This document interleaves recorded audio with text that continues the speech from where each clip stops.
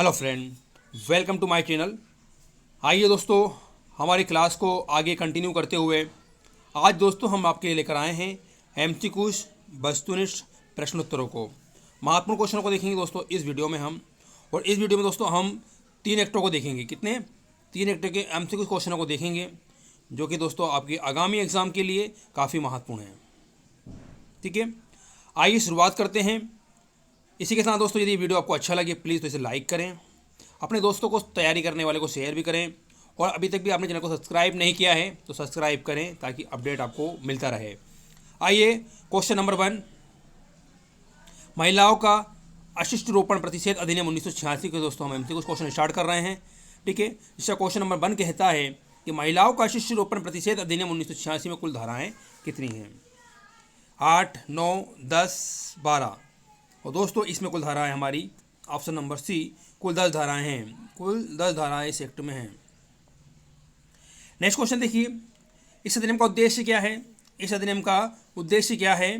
किसी महिला पर अशिष्ट हमले को रोकने के लिए, महिला का किसी भी रूप में व्यावसायिक उपयोग रोकने व उससे आनुषंगिक विषयों के लिए, विज्ञापनों के माध्यम से या प्रकाशन, लेखन, रंग चित्र या प्रकृतियों की में महिलाओं के अशिष्ट रूपण को प्रतिषेध करने के लिए, उपरोक्त सभी।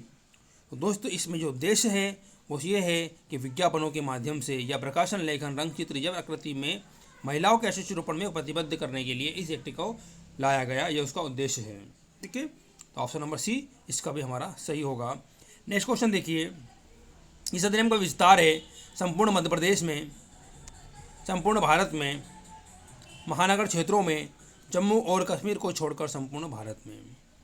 इसका सही ऑप्शन दोस्तों संपूर्ण भारत में हमारा इस अधिनियम का विस्तार है।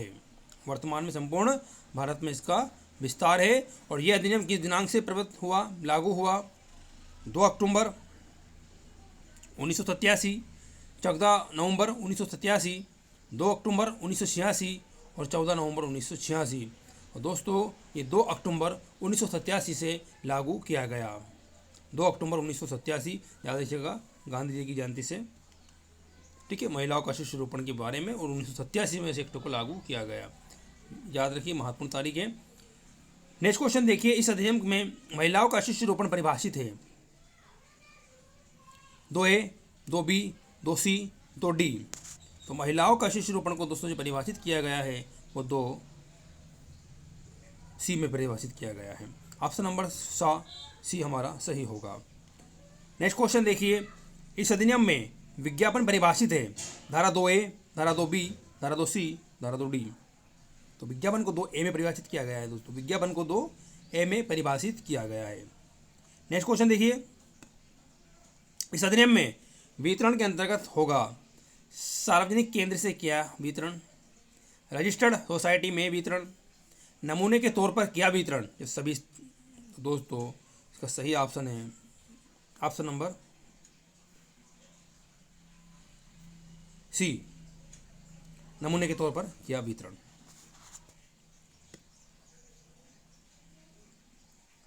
आइए नेक्स्ट क्वेश्चन देखिए,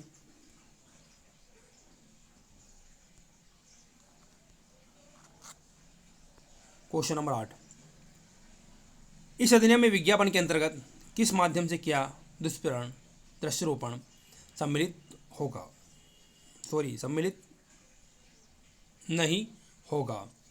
धुएं के माध्यम से, ध्वनि के माध्यम से, गैस के माध्यम से या प्रकाश के माध्यम से। तो ऑप्शन नंबर डी, प्रकाश के माध्यम से। इस अधिनियम में लेबल परिभाषित है, इस अधिनियम में लेबल को परिभाषित किया गया है धारा 2D, 2B, 2E, 2F। तो लेबल को धारा 2D में परिभाषित किया गया है। क्वेश्चन नंबर 10, इस अधिनियम में पैकेज के अंतर्गत होगा बॉक्स, कार्टून, टीन, सभी। दोस्तों पैकेज के अंतर्गत बॉक्स भी, कार्टून भी और टीन भी आता है, इस उपरोक्त सभी आंसर इसका सही होगा। आइए नेक्स्ट क्वेश्चन 11, इस अधिनियम में महिलाओं के अशिष्ट रोपण करने वाले विज्ञापनों के प्रतिषेध का प्रावधान है धारा 2, धारा 4, धारा 3, धारा 5। तो धारा 3 में इसको प्रतिषेध किया गया है, धारा 3 के अंतर्गत। नेक्स्ट क्वेश्चन देखिए, महिलाओं का शिशु रोपण करने वाले विज्ञापनों के प्रतिषेध में शामिल है महिलाओं के अशिशु रोपण का प्रकाशन, प्रदर्शन की व्यवस्था, भाग लेना, सभी। दोस्तों ये सभी परिस्थितियां शामिल है। ऑप्शन नंबर डी इसका भी सही होगा। नेक्स्ट क्वेश्चन, महिलाओं का शिशु रोपण करने वाली पुस्तकों, पुस्तिकाओं, पम्पलेट आदि के प्रकाशन या डाक से भेजने का प्रतिषेध लागू नहीं होगा लोकहित में प्रकाशित किसी पुस्तक आदि पर। सही बात। कोई मूर्ति, उत्कीर्ण किया गया रंगचित्र या अन्यथा रूपित रूपण हो जो प्राचीन स्मारक आदि में हो। कोई फिल्म जिन पर चलचित्र अधिनियम 1952 भाग 2 के उपबंध लागू हों, या सभी। तो ऑप्शन नंबर डी इसका सही होगा, उपरोक्त सभी। ठीक है, इसका भी ऑप्शन नंबर सही होगा, डी। नेक्स्ट क्वेश्चन देखिए,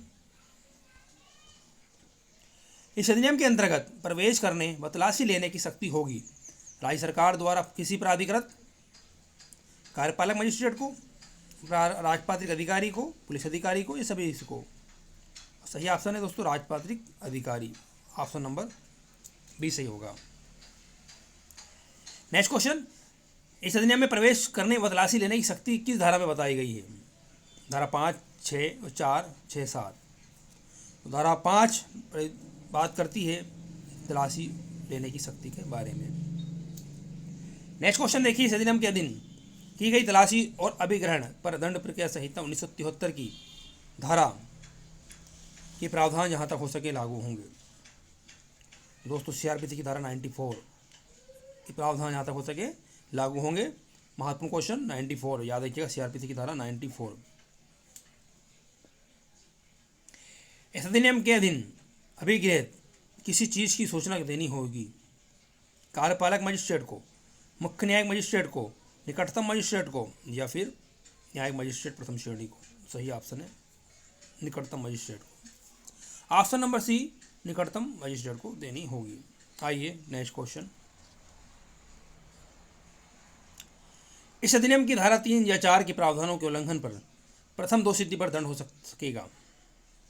प्रथम 2 सिद्धि पर और पश्चातवर्ती 2 सिद्धि पर, दोनों पर दंड अलग अलग होता है। आइए देखिए, 2 वर्ष तक कारावास और 2000 रुपये तक जुर्माना, 2 वर्ष तक कारावास या 2000 रुपये तक जुर्माना, 6 माह का तक कारावास और 10,000 रुपये जुर्माना, या 6 माह तक कारावास या 10,000 रुपये जुर्माना। तो इसका सही ऑप्शन है ऑप्शन नंबर ए, 2 वर्ष तक का कारावास और 2000 रुपये जुर्माना। ठीक है, ऑप्शन नंबर ए हमारा सही होगा। अब पश्चातवर्ती देखिए कि इस अधिनियम की धारा 3 या 4 के प्रावधानों के उल्लंघन पर द्वितीय या पश्चातवर्ती 2 सिद्धि पर अधिकतम दंड हो सकेगा।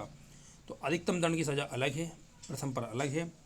इसका सही ऑप्शन देखिए, 5 वर्ष कारावास या 1 लाख तक जुर्माना, 2 वर्ष तक का कारावास या 2000 तक जुर्माना, 2 वर्ष तक का कारावास और 2000 रुपये जुर्माना, 5 वर्ष तक का कारावास और 1 लाख रुपये तक जुर्माना। ऑप्शन नंबर डी, 5 वर्ष तक का कारावास और 1 लाख तक जुर्माना। 19 का सही ऑप्शन दोस्तों डी होगा, ऑप्शन नंबर डी। ठीक है, 5 वर्ष तक का कारावास और 1 लाख तक का जुर्माना। आइए नेक्स्ट क्वेश्चन 20, इस अधिनियम की धारा 3 या 4 के प्रावधानों के उल्लंघन पर कम से कम दंड जो कि द्वितीय या पश्चातवर्ती 2 सिद्धि पर दिया जा सकेगा। कम से कम, ठीक है, कम से कम कितना, 6 माह से कम नहीं होगा, 10,000 रुपये जुर्माना होगा। 6 माह तक का कारावास और 10,000 रुपये तक का जुर्माना, 2 वर्ष तक का कारावास 2000 रुपये जुर्माना, 2 वर्ष तक का कारावास और 2000 रुपये जुर्माना। तो 20 का सही ऑप्शन है दोस्तों हमारा ऑप्शन नंबर बी, 6 माह से कम नहीं होगा, कम से कम 6 माह और अधिकतम 5 वर्ष। ठीक है, और ये 5 वर्ष हमारे और 1 लाख जुर्माना और कम मिनिमम 10,000 रुपये तक का जुर्माना। ऑप्शन नंबर बी हमारा यहाँ पर सही होगा। ठीक है, दोनों याद रखिएगा, पश्चातवर्ती और न्यूनतम और अधिकतम। आइए 21वां क्वेश्चन देखिए, इस अधिनियम के अंतर्गत शास्ति का प्रावधान है 5, 6, 7, 8। तो धारा 6 शास्ति के बारे में प्रावधान करती है। ठीक है, ये सारी 10 धाराएं अपने को याद होना चाहिए, सारे इसके जो प्रावधान दिए गए हैं सारे याद होना चाहिए, छोटा एक में कोई क्वेश्चन हमारे गलत ना हो। 22, इस अधिनियम के कंपनी द्वारा अपराध का प्रावधान है 6, 7, 8, 9। तो दोस्तों सारा 7 कंपनी के बारे में अपराध के प्रावधान के बारे में बात करती है। धारा 7। आइए 23। इस अधिनियम में कंपनियों द्वारा अपराध के मामले में उसके भारसाधक को दायी नहीं बनाएगी यदि वह साबित करता है कि अपराध उसके ज्ञान से हुआ है, अपराध उसके आशय के बिना हुआ है, अपराध उसके ज्ञान के बिना हुआ है, अपराध उसके उद्देश्य के बिना हुआ है। सही ऑप्शन दोस्तों, अपराध उसके ज्ञान के बिना उसको उसकी बात का, ठीक है, ऑप्शन नंबर सी, अपराध उसके ज्ञान के बिना हुआ है, ठीक है, उसको उस बात का अनुभव नहीं था, इसकी खबर नहीं थी, ठीक है। आइए नेक्स्ट क्वेश्चन। इस अधिनियम के अंतर्गत अपराध होंगे संज्ञेय व अजमानती, असंज्ञेय व अजमानती, असंज्ञेय व अजमानती, संज्ञेय व जमानती। दोस्तों ऑप्शन नंबर डी, ये मामला संज्ञेय है लेकिन और जमानती है, ठीक है, ऑप्शन नंबर डी सही होगा। नेक्स्ट क्वेश्चन देखिए। इस अधिनियम के अंतर्गत सद्भाव से किए गए कार्यों का संरक्षण किस धारा में बताया गया है? 7, 8, 9, 10। धारा 6 हम देख चुके हैं, 7 देख चुके हैं, 8, अब ये 9 धारा 9 इस बारे में बात करती है। धारा 9 संरक्षण, ठीक है, सद्भावपूर्वक कार्रवाई के लिए संरक्षण, धारा 9 इस बारे में बात करती है। आइए 25।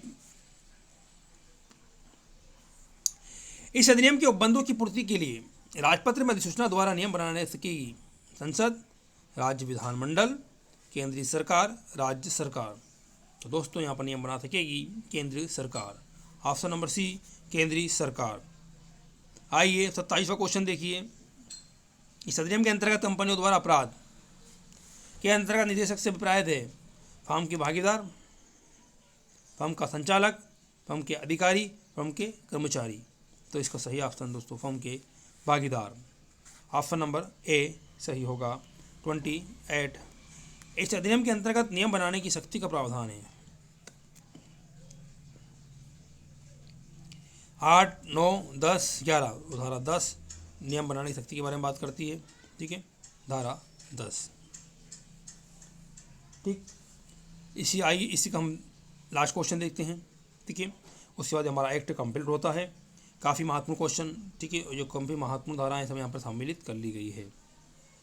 भारतीय गणराज्य के वर्ष में संसद द्वारा अधिनियमित हुआ, तो यह हुआ दोस्तों 37वें वर्ष, तो संसद द्वारा अधिनियमित 37वें वर्ष, ठीक। दोस्तों ये 29 क्वेश्चन महत्वपूर्ण क्वेश्चनों को हमने शामिल कर इस एक्ट के, ठीक है, इस एक्ट का वीडियो भी बना दिया और इसके एमसीक्यू क्वेश्चन भी हमने इसमें शामिल करके यहाँ पर ये एक्ट को पूरी तरह से कंप्लीट कर लिया। आइए नेक्स्ट पर चलते हैं। अगला है हमारा लोक संपत्ति को नुकसानी का निवारण अधिनियम 1984 देखते हैं। जिसका क्वेश्चन नंबर 1 बात करता है लोक संपत्ति को नुकसानी का निवारण अधिनियम 1984 में कुल धाराएं हैं 5, 6, 7, 9।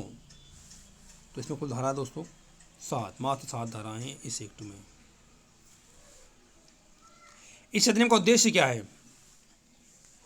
लोक संपत्ति के संरक्षण के लिए, लोक संपत्ति के समान वितरण के लिए, या लोक संपत्ति को नुकसान के निवारण के लिए?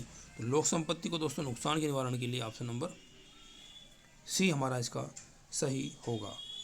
यह अधिनियम लागू हुआ 1 जनवरी 1984, 1 जनवरी 1985, 28 जनवरी 1985, 28 जनवरी 1984। तो 28 जनवरी 1984 को दोस्तों ये एक्ट लागू हुआ, ठीक है। लोक संपत्ति को नुकसान का निवारण अधिनियम 1984 28 जनवरी 1984 को लागू कर दिया गया था, याद रखिएगा 28 जनवरी। Next question. इस अधिनियम का विस्तार है जम्मू कश्मीर को छोड़कर संपूर्ण भारत, संपूर्ण मध्य प्रदेश, पूरे मध्य भारत क्षेत्र में। सही ऑप्शन दोस्तों संपूर्ण भारत, ऑप्शन नंबर बी संपूर्ण भारत।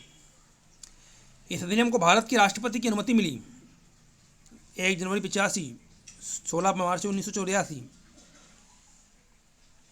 28 जनवरी 1984 और 16 मार्च 1985। तो 16 मार्च को इसको दोस्तों सही ऑप्शन है इसका भी, ऑप्शन नंबर बी 16 मार्च 1984। Question number 6। अधिनियम भारत गणराज्य के खालिस्तान वर्ष में संसद द्वारा अधिनियमित हुआ। किस वर्ष से अधिनियमित किया गया? 34, 35, 36, 37। तो सही ऑप्शन दोस्तों 35वें वर्ष, 35वें वर्ष से अधिनियमित किया गया। आइए नेक्स्ट क्वेश्चन। अधिनियम में रिश्ती परिभाषित है। अधिनियम में रिश्ती परिभाषित है 2A में, 2B में, आईपीसी की धारा 425 जैसा भी। दोस्तों रिश्ती की परिभाषा दी गई है धारा 2A में, लेकिन ये परिभाषा कहाँ से ली जाएगी तो आईपीसी की धारा 425 से, कि वही समझी जाएगी, ठीक है। लेकिन 2A में ही परिभाषा दी है, परिभाषित कहाँ पर है तो 2A में है, ठीक है। ये गलती मत करना, ध्यान रखना इस बात का। क्वेश्चन नंबर 9 जो स्पष्ट कर देगा। इस अधिनियम के अंतर्गत दृष्टि का वही अर्थ होगा जो दिया है, तो वो दिया है आईपीसी की धारा 425 में, ठीक है। ये क्या अर्थ होगा तो वही अर्थ होगा जो दिया है 425 में, लेकिन परिभाषित 2A में है, ठीक है। इन दोनों के बीच अंतर में डिफरेंस रखिए, डिफरेंस में अंतर थोड़ा ध्यान रखिएगा। आइए नेक्स्ट क्वेश्चन। इस अधिनियम के अंतर्गत लोक संपत्ति में आ सकेगी स्थावर संपत्ति, चल संपत्ति दोनों या केवल मूर्त? तो दोस्तों दोनों संपत्ति आएगी, चल और अचल। ऑप्शन नंबर सी सही होगा। नेक्स्ट क्वेश्चन देखिए। लोक संपत्ति किसके स्वामित्व, कब्जे या नियंत्रण में नहीं होगी? केंद्र सरकार के, राज्य सरकार के, संसद के या स्थानीय प्राधिकारी के? संसद के दोस्तों। इसलिए ऑप्शन नंबर सी संसद के कब्जे नियंत्रण में नहीं होगी। Option number C. इस अधिनियम में लोक संपत्ति परिभाषित है 2A, 2B, 3, 2B में लोक संपत्ति को परिभाषित किया गया है। क्वेश्चन 12। इस अधिनियम के अंतर्गत धारा 2(3) में निर्दिष्ट प्रकृति की लोक संपत्ति के सिवाय किसी लोक संपत्ति को रजिस्ट्री करने पर दंड होगा। 5 वर्ष तक का कारावास और जुर्माना, 5 वर्ष तक का कारावास या जुर्माना, 2 वर्ष तक का कारावास और जुर्माना, 2 वर्ष तक कारावास या जुर्माना, ठीक है। तो और या में याद रखिएगा, ठीक है। और सही ऑप्शन है 12 का हमारा ऑप्शन नंबर ए 5 वर्ष तक का कारावास और जुर्माना, ठीक है। और साथ में क्या जुर्माना, ऑप्शन 2 धारा 3 में, ठीक है। रजिस्ट्री के पर जितना दंड होगा। आइए नेक्स्ट क्वेश्चन। इस अधिनियम की धारा 2(3)(2) में, या 2(3) में था या 3(2) में उल्लेखित लोक संपत्ति की जिसके विरुद्ध रजिस्ट्री कारित की जा सकती क्या है, की जा सकती के अंतर्गत निम्न प्रकार की संपत्ति नहीं है। कौन सी नहीं है? जल, प्रकाश, बिजली या ऊर्जा के उत्पादन में प्रयुक्त कोई भवन, कोई खान या कारखाना, कोई तेल प्रतिष्ठान, कोई लिमिटेड कंपनी। तो कोई लिमिटेड कंपनी इसमें संपत्ति नहीं है। Option number D.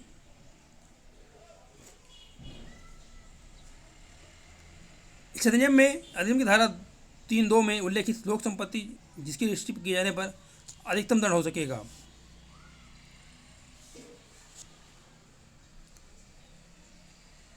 पाँच वर्ष और जुर्माना, 5 वर्ष या जुर्माना, 6 माह और जुर्माना, 6 माह या जुर्माना। तो सही ऑप्शन दोस्तों, ठीक है। अधिकतम की बात की है तो 5 वर्ष और जुर्माना। Next question. अधिनियम की धारा 3(2) में उल्लेखित लोक संपत्ति इसकी रजिस्ट्री की जाने पर अधिकतम दंड हो सकेगा 6 माह या जुर्माना, 6 माह और जुर्माना, 5 माह या जुर्माना या 5 तो 6 माह और। Option number B. 16वां क्वेश्चन। इस अधिनियम के अंतर्गत न्यायालय अपने निर्णय में अभिलिखित किए गए कारणों में रेस अवधि का कारावास अधिनियमित कर सकेगा। कितने माह से? ठीक है। तो यो दोस्तों निर्णय में अभिलिखित किए गए कारणों को लिखना पड़ेगा। यदि वो कितने माह से कम सजा अभी देता है न्यायालय, ठीक है, न्यायालय तो 6 माह से कम की यदि सजा देता है तो ऐसे कारणों को लिखना होगा। ऑप्शन नंबर बी 6 माह से कम, ठीक है। न्यूनतम 6 माह है और न्यूनतम 6 माह से यदि कम सजा का देना है तो ये निर्णय में अभिलिखित किए गए कारणों को, ठीक है, दर्शाना होगा। आइए क्वेश्चन नंबर 17। इस अधिनियम में लोक संपत्ति को नुकसान कारित करने वाले रजिस्ट्री का प्रावधान है। धारा 3, 4, 5 या कोई में से कोई नहीं। और धारा 3 इस बारे में बात करती है, धारा 3। नेक्स्ट क्वेश्चन 18वां। इस अधिनियम के अंतर्गत अग्नि या विस्फोटक पदार्थ द्वारा लोक संपत्ति को नुकसान कारित करने वाली रजिस्ट्री का प्रावधान धारा किस में बताती है? धारा 13 बताती है रजिस्ट्री का प्रावधान। और विस्फोटक पदार्थ बताती है धारा 4। ऑप्शन नंबर बी सही होगा। ठीक है, धारा 4 बताती है, ठीक है, विस्फोटक और अग्नि के द्वारा लोक संपत्ति को नुकसान। आइए नेक्स्ट क्वेश्चन। इस अधिनियम के अंतर्गत जो कोई धारा 3 की उपधारा 1 या उपधारा 2 के अधीन कोई अपराध अग्नि या विस्फोटक पदार्थ द्वारा कारित करता है तो वहाँ उसे अधिकतम दंड दिया जा सकता है। अधिकतम दंड कितना होगा? 10 वर्ष तक का कारावास और जुर्माना होगा, 1 वर्ष तक का कारावास और 10,000 रुपये जुर्माना होगा। 10 वर्ष तक का कारावास या जुर्माना सभी गलत है दोस्तों, इसको यहाँ पर होगा 10 वर्ष तक का कारावास और जुर्माना। ऑप्शन नंबर ए सही होगा। नेक्स्ट क्वेश्चन 20 देखते हैं। इस अधिनियम के अंतर्गत जो कोई धारा 3 की उपधारा 1 उपधारा 2 के अधीन अग्नि या विस्फोटक पदार्थ द्वारा कारित अपराध कारित करता है तो न्यूनतम की बात करेंगे तो कितना दंड मिला जाएगा दोस्तों? 6 माह से कम और जुर्माना, 6 माह से अधिक और जुर्माना, 1 वर्ष से अधिक या जुर्माना, 1 वर्ष से अधिक और जुर्माना। ठीक है, तो 1 वर्ष से अधिक और जुर्माना। ऑप्शन नंबर डी सही होगा, 1 वर्ष से अधिक और जुर्माना यहाँ पर दिया जाएगा न्यूनतम में, अधिकतम 10 वर्ष तक और जुर्माना। इस अधिनियम के अंतर्गत न्यायालय निर्णय में विलिखित कारणों से अग्नि या विस्फोटक पदार्थ द्वारा लोक संपत्ति को नुकसान कारित करने वाली दृष्टि में का खालिस्तान कारावास का दंड निर्धारित कर सकता है। 1 माह से कम, 1 वर्ष से कम, 6 माह से कम या 6 माह से ज़्यादा। दोस्तों यदि वो 1 वर्ष से कम की सज़ा का प्रावधान करते हैं तो ऐसी बात उनको लिखनी होगी, निर्णय में अभिलिखित करनी होगी, कारणों को बताना होगा। ठीक है, इतने कम सज़ा आप नहीं दे सकते, देते हैं तो इस बातों को आपको अभिलिखित करना होगा। 22 इस अधिनियम के अंतर्गत धारा 3 या 4 के अधीन दंडनीय अपराध का अभियुक्त या सिद्ध दोष जमानत पर नहीं छोड़ा जाएगा तब तक जब तक कि अभियोजन को इस प्रकार छोड़े जाने के लिए आवेदन का विरोध करने का अवसर ना दे दिया गया हो। किसको? ऑप्शन नंबर बी, अभियोजन को। ठीक है, अभियुक्त, अभियोजन, वादी, साक्षी, तो अभियोजन को दोस्तों ऑप्शन बी, अभियोजन को इस प्रकार छोड़े जाने के लिए आवेदन का विरोध करने का अवसर ना दे दिया गया हो। आइए 23 इस अधिनियम के उपबंध तत्समय प्रवृत्ति किसी अन्य विधि के अतिरिक्त होंगे, अल्पीकरण में होंगे या अंतर्गत होंगे? तो दोस्तों ये होंगे अतिरिक्त होंगे। क्या होंगे? अतिरिक्त होंगे। सीधी सीधी बात डायरेक्ट की यहाँ पर है, याद रखिए क्या होंगे? अतिरिक्त होंगे। क्वेश्चन नंबर 24 इस अधिनियम के इस अधिनियम के द्वारा किस विधि को निरस्त किया गया है? तो याद रखिएगा the prevention of damage to public property ordinance 1984, the prevention of damage to public property ordinance 1984, the prevention of damage to public property ordinance 1984। ठीक है, तो ऑप्शन नंबर सी सही ऑप्शन इसका होगा। और ये हमारे 24 क्वेश्चन दोस्तों महत्वपूर्ण हमने कंप्लीट करें। ठीक है, इस तरह ये हमारा एक्ट 24 के साथ ही एक्ट भी हमारा कंप्लीट होता है।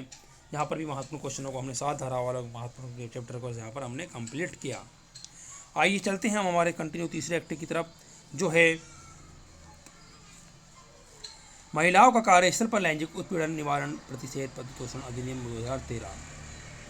जैसे क्वेश्चन नंबर 1 बात करता है महिलाओं का कार्यस्थल पर लैंगिक उत्पीड़न निवारण प्रतिषेध एवं प्रतितोषण अधिनियम का उद्देश्य क्या है? 2013 का उद्देश्य क्या है? महिलाओं का कार्यस्थल पर लैंगिक उत्पीड़न निवारण प्रतिशोध एवं प्रतितोषण अधिनियम 2013 का उद्देश्य क्या है? तो क्या उद्देश्य दोस्तों? उत्पीड़न से संरक्षण है, लैंगिक उत्पीड़न के परिवादों का निवारण प्रतितोषण है, या संयुक्त विषयों का उपबंध करना है, या सभी सत्य हैं। तो ये सारी ही बात इस उद्देश्य में कही गई है। ठीक है, लैंगिक उत्पीड़न से संरक्षण, निवारण और प्रतितोषण, और इस विषय से संबंधित उपबंध भी किए गए हैं। तो ऑप्शन नंबर डी सही होगा। इस अधिनियम में कुल अध्याय कितने हैं? 6, 7, 8, 9। तो कुल अध्याय 8 अध्याय हैं। ठीक है, आइए नेक्स्ट देखते हैं धाराएं कितनी हैं।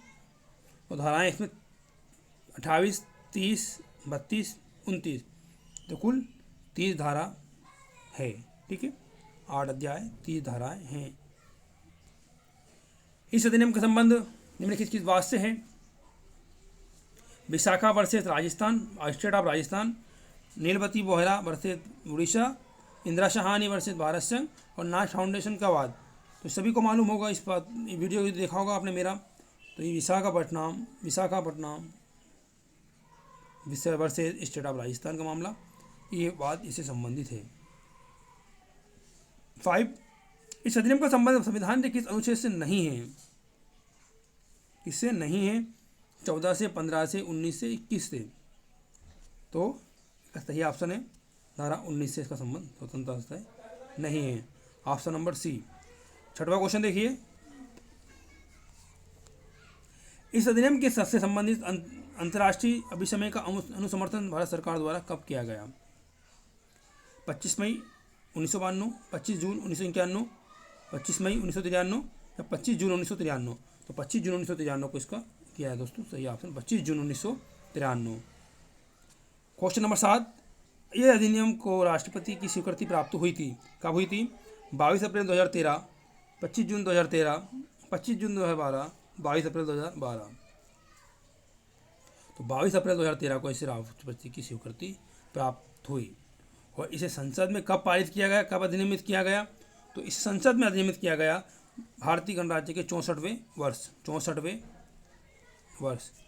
ऑप्शन नंबर डी 64, ठीक है, वर्ष। आइए नेक्स्ट क्वेश्चन 9,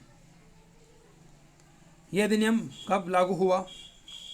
9 दिसंबर 2013, 15 अगस्त 2013, 5 अगस्त 2013 या 15 दिसंबर 2013। इसे लागू किया गया 9 दिसंबर 2013। इसका विस्तार है संपूर्ण भारत जम्मू कश्मीर को छोड़कर, संपूर्ण मध्य प्रदेश, संपूर्ण भारत, संपूर्ण मध्य भारत क्षेत्र, संपूर्ण मध्य प्रदेश, संपूर्ण भारत पे दोस्तों हमारा इसका विस्तार है इस अधिनियम का, संपूर्ण भारत पर। नेक्स्ट क्वेश्चन, इस अधिनियम के अंतर्गत परिभाषित अध्यथित महिला से विपरीत है। किसी कार्यस्थल के संबंध में महिलाओं जो नियोजित हो या नहीं, प्रत्यार्थी द्वारा लैंगिक उत्पीड़न का अभिकथन करती है।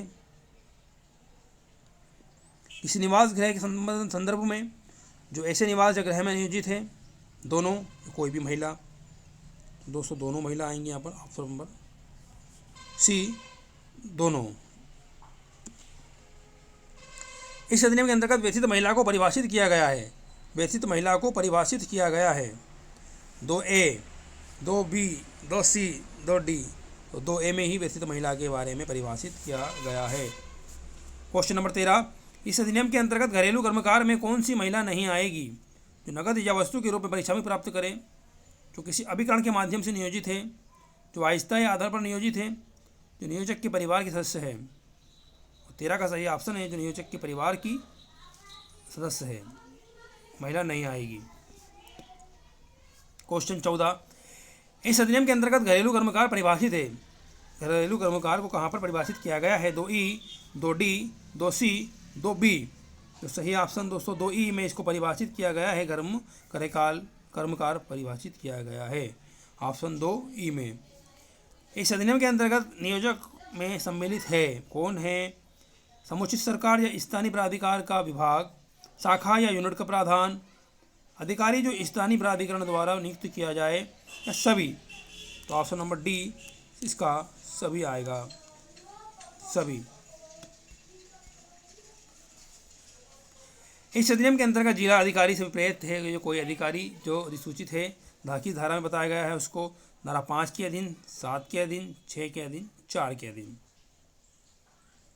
तो परिभाषित किया गया है धारा 5 के अधीन, ठीक है। धारा 5 में जिला न्यायाधीश के बारे में बात कही गई, 5 के अधीन।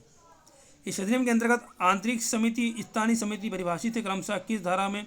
धारा 2J में, धारा 2HI में, धारा 2GH में, धारा JK में। सही ऑप्शन दोस्तों 2HI में भी ऑप्शन सही होगा, ठीक है, HI में। इस अधिनियम के अंतर्गत पीठासीन अधिकारी से विपरीत है। प्रदेश का पीठासीन अधिकारी, आंतरिक परिवार समिति, स्थानीय परिवार समिति, दोनों या सभी गलत। तो पीठासीन अधिकारी से विपरीत है आंतरिक परिवार समिति का पीठासीन अधिकारी। ऑप्शन नंबर ए आंतरिक परिवार समिति का। इस अधिनियम के अंतर्गत लैंगिक उत्पीड़न को परिभाषित किया गया है। 2M, 2N, 2O, 2P।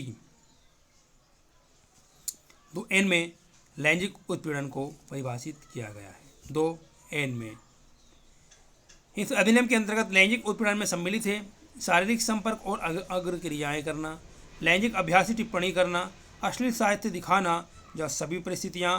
तो ऑप्शन नंबर डी, सभी परिस्थितियां सही होगा, option number D. Next question देखिए, इस अधिनियम के अंतर्गत परिभाषित कार्यस्थल में सम्मिलित नहीं है प्राइवेट सेक्टर संगठन, प्राइवेट वेंचर, शाखा या यूनिट या गुमटी। तो गुमटी इसमें दोस्तों सम्मिलित नहीं है, option number D. Next question पर चलिए 22। इस अधिनियम के अंतर्गत लैंगिक उत्पीड़न का निवारण का प्रावधान है किस धारा में? 2, 3, 4, 5। धारा 3 में, धारा 3। इस अधिनियम के अंतर्गत किसी कार्यस्थल का या प्रत्येक नियोजक ऐसे आदेश द्वारा आंतरिक परिवार समिति का गठन करेगा जो हो सकेगा लिखित में, मौखिक में, लिखित या मौखिक अभिव्यक्त, तो लिखित में, ऑप्शन नंबर ए लिखित में। इस अधिनियम के अंतर्गत आंतरिक समिति नियोजक द्वारा नामनिर्दिष्ट कुछ सदस्यों में से आधे सदस्य होंगे, तो आधे सदस्य सीधी बात महिलाएं होंगी, आधी सदस्य क्या होंगी? महिलाएं होंगी। ठीक, 24 का सही ऑप्शन है, महिलाएं होंगी। इस अधिनियम के अंतर्गत प्रत्येक आंतरिक समिति का प्रशासन अधिकारी और प्रत्येक सदस्य अपने नाम निर्देशन की तारीख से कितनी अवधि से अनाधिक के लिए पद धारण करेंगे? 1 वर्ष, 3 वर्ष, 2 वर्ष, 5 वर्ष। तो ये करेंगे दोस्तों ऑप्शन नंबर बी, 3 वर्ष तक के अपना पद धारण करेंगे, इससे अनाधिक नहीं। 26। इस अधिनियम के अध्याय 2 का संबंध किस विषय से है? स्थानीय परिवार समिति से, परिवार के बारे में जांच से, परिवार से या आंतरिक परिवार समिति के गठन से। तो आंतरिक परिवार समिति परिवार समिति के गठन के बारे में बात करता है अध्याय 2। 27। इस अधिनियम के अंतर्गत जिला अधिकारी के रूप में कौन अधिसूचित कर सकेगा? राज्यपाल, राज्य कैबिनेट, राज्य सरकार, समुचित सरकार। तो ऑप्शन नंबर डी, समुचित सरकार कर सकेगी। ठीक है, ये 27 क्वेश्चन हमारे कंप्लीट। आइए 28। इस अधिनियम के अंतर्गत जिलाधिकारी के रूप में किसे अधिसूचित किया जा सकेगा? जिला अधिकारी के रूप में किसे अधिसूचित किया जा सकेगा? जिला मजिस्ट्रेट, अपर जिला मजिस्ट्रेट, कलेक्टर, उप कलेक्टर, दोनों या दोनों नहीं। तो ऑप्शन नंबर सी, उपरोक्त दोनों, जिला मजिस्ट्रेट या अपर जिला मजिस्ट्रेट या कलेक्टर या उप कलेक्टर, यहाँ पर दोनों इनको अधिसूचित किया जा सकेगा। 29। इस अधिनियम के अंतर्गत स्थानीय परिवार समिति का गठन करेगा पीठासीन अधिकारी, जिलाधिकारी, उपखंड अधिकारी या नोडल अधिकारी। तो कौन गठन करेगा भैया? इसका गठन करेगा जिला अधिकारी। ठीक है, स्थानीय परिवार समिति का गठन कौन करेगा? जिला अधिकारी।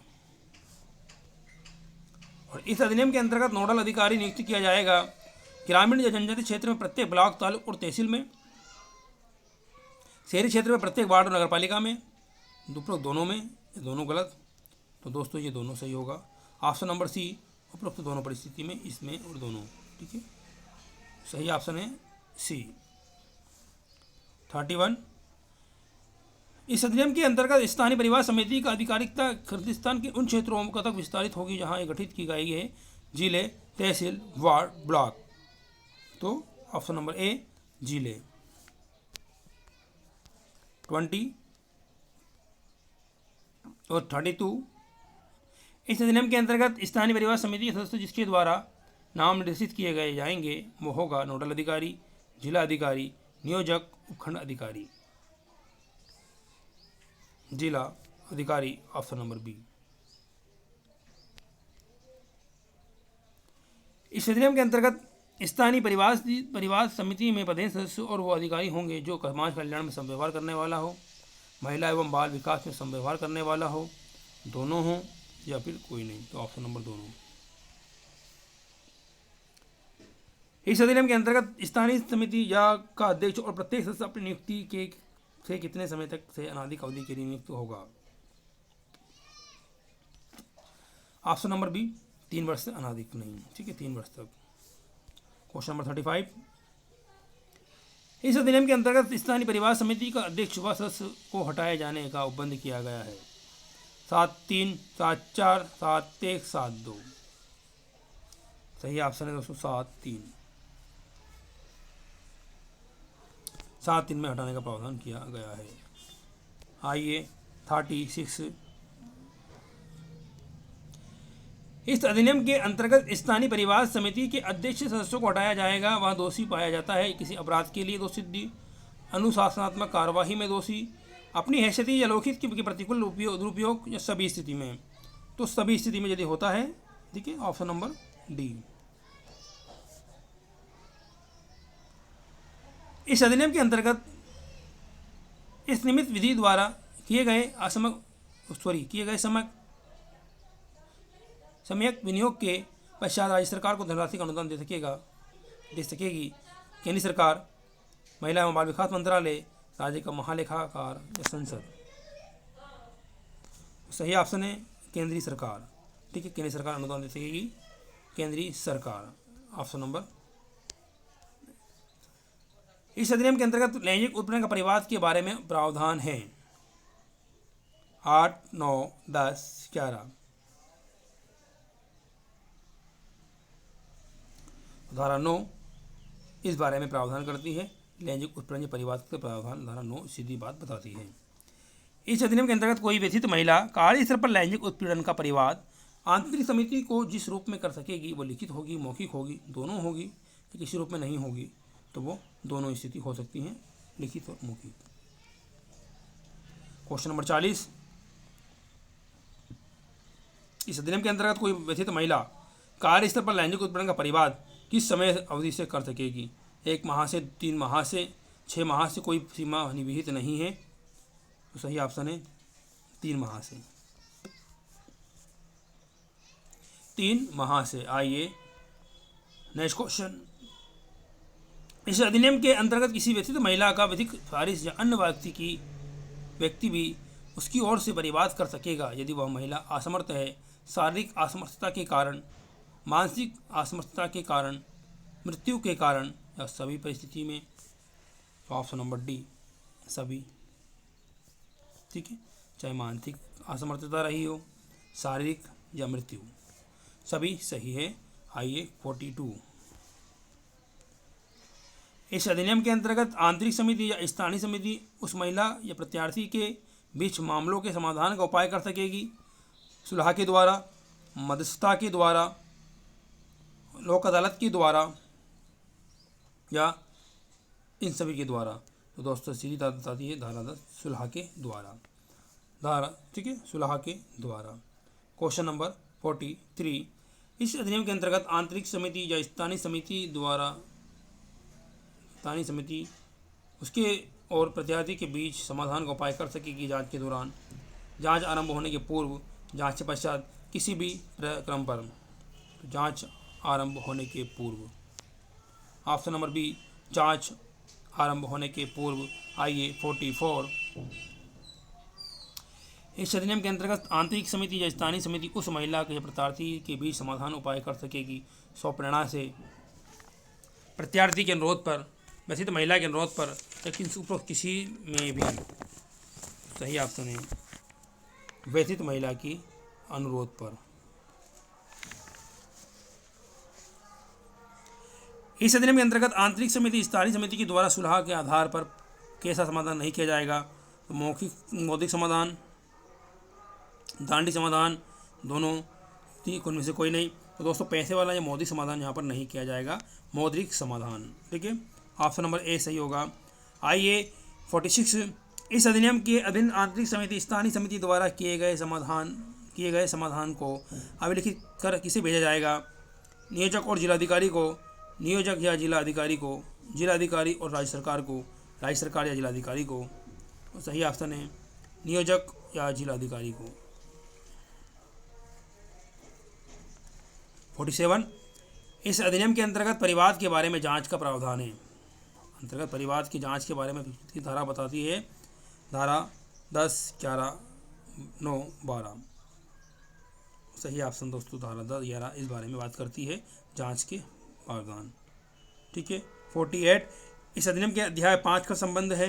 अध्याय 5 का संबंध है परिवाद से है, अपील से है, स्थानीय परिवाद समिति गठन से है, परिवाद की जांच में के बारे में जांच से है। 48 का सही ऑप्शन दोस्तों अब परिवाद के बारे में जांच से। आइए 49, इस अधिनियम के अंतर्गत जांच की लंबित रहने के दौरान आंतरिक समिति या स्थानीय समिति नियोजक को सिफारिश कर सकेगी व्यथित महिला या प्रत्यार्थी या किसी अन्य कार्यस्थल में अंतरण, व्यथित महिला की 3 माह तक की कालावधि की छुट्टी मंजूर करने का, व्यथित महिला को ऐसी अन्य राहत जो विहित की जाए, या सभी स्थिति। तो ये दोस्तों ऑप्शन नंबर डी सभी। 50, इस अधिनियम के अंतर्गत के अधीन जांच पूरा होने पर आंतरिक या स्थानीय समिति अपने निष्कर्षों की एक रिपोर्ट नियोजक या जिलाधिकारी को जांच के पूरा होने के कितने समय में अवधि में उपलब्ध कराएगी? 7 दिन, 10 दिन, 15 दिन, 30 दिन। तो सही ऑप्शन है बी 10 दिन। ठीक है। सीधी सीधी बात दोस्तों, बैरेक्ट काफ़ी महत्वपूर्ण। बैरेक्ट के अलावा यदि आप बुक पढ़ना चाहें तो अलग विषय, लेकिन बैरेक्ट पर्याप्त हैं। ठीक है। बैरेक्ट की देखिए आप भाई क्वेश्चन लगाएं और बैरेक्ट पढ़ें, सारे क्वेश्चन आपको बैरेक्ट में मिल जाएंगे। 51, इस अधिनियम के अंतर्गत मिथ्या या देशपूर्ण परिवाद और मिथ्या साक्षी के लिए दंड का प्रावधान है। 14, 15, 16, 17। धारा 14। ठीक है। सीधी सी धारा पूछी जाती है, सीधी सी तो डायरेक्ट पूछा जाता है। ठीक दोस्तों, ये हमारे 51 क्वेश्चन कंप्लीट हुए।